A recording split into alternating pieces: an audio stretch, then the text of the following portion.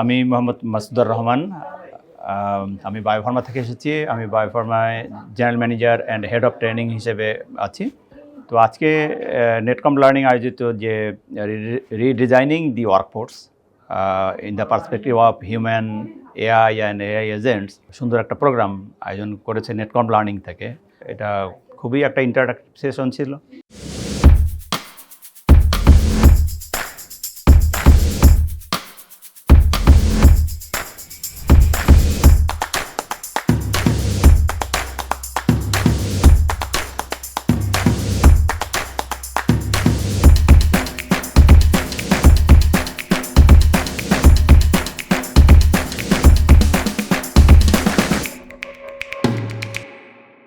এখন আমাদের যে স্টেজে আমরা আছি, এটাকে নেক্সট লেভেলে অথবা এটার হিউম্যান ক্যাপিটালের প্রোডাক্টিভিটি বাড়ানোর জন্য এআই প্রযুক্তি যে অত্যন্ত কার্যকরী একটা ভূমিকা রাখতে পারে।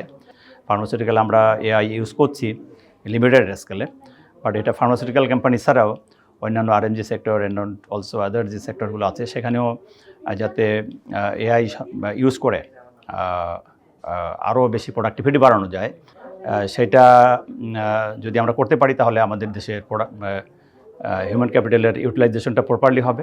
Netcom learning USA based company এবং আমি টোটাল প্রোফাইলটা দেখে যা বুঝেছি, যদি আমাদের দেশে নেটকম লার্নিং বিভিন্ন অর্গানাইজেশনে এআই সম্পর্কে যদি ট্রেন্ড আপ করতে পারে, তাহলে আমার মনে হয় যে ফার্মাসিউটিক্যালের এখন যে প্রোডাক্টিভিটি আছে এটা সেকেন্ড রেভিনিউ আর্নিং একটা অর্গানাইজেশন হিসেবে সেক্টর হিসেবে ধরা হয়, থ্রাস্ট সেক্টর ধরা হয় ফার্মাসিউটিক্যালকে, এটা আরও বেশি সমৃদ্ধ হবে।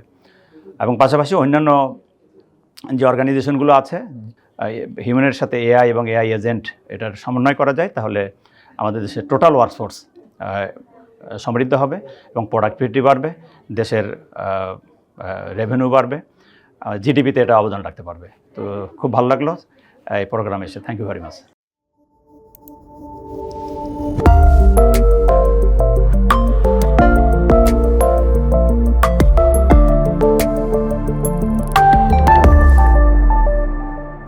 Be a lifelong learner.